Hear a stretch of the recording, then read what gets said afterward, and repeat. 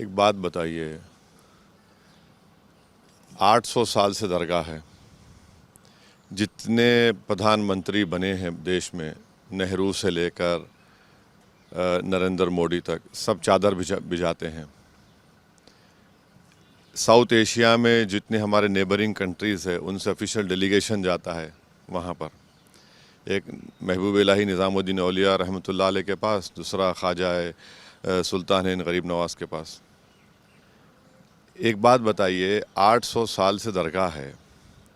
मुग़लों का राज था, उसके बाद मराठाओं ने वहाँ पर हुकूमत की, फिर मराठाओं ने 18,000 रुपये में अंग्रेज़ों को बेच दिया उस इलाके को, अजमेर के।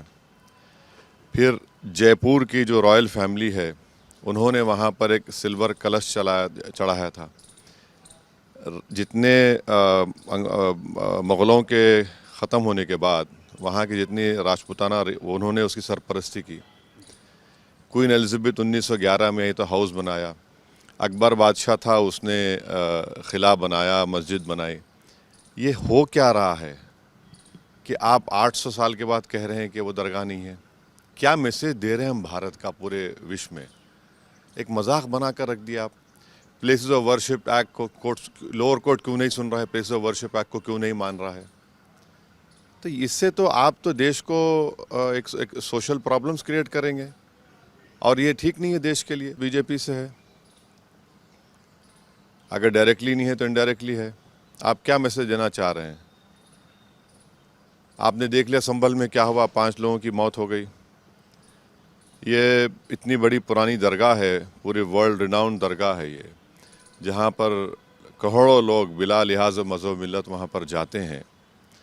उनको एक मोहब्बत है, वहाँ पर जाते हैं, और वहाँ पर आप ये इस तरह की केस डाल रहे हैं। कोर्ट एक्सेप्ट क्यों कर रहा है इन चीज़ों को, समझ में नहीं आ रहा मुझे।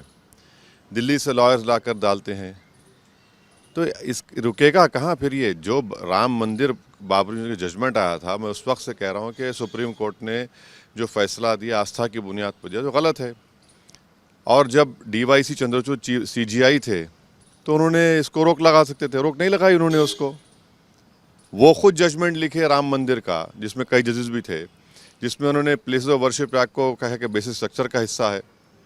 तो ये सब तमाशे हो रहे हैं, लोग मर रहे हैं, फायरिंग में मर रहे हैं, दंगे में मर रहे हैं। तो देश कहाँ जाएगा फिर?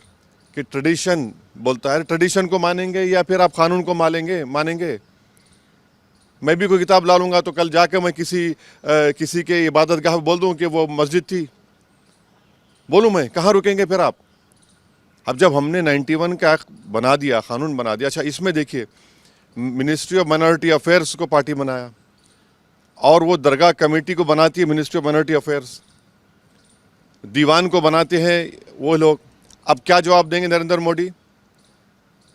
यही तो हम कह रहे हैं, जो सियासत नरेंद्र मोदी कर रहे हैं इस देश में, अब ये इन्हीं के गले का सांप बनेगा। अब उनको कल जब कोर्ट सुनवाई करेगा 20 दिसंबर को, माइनॉरिटी मिनिस्ट्री क्या करेगी?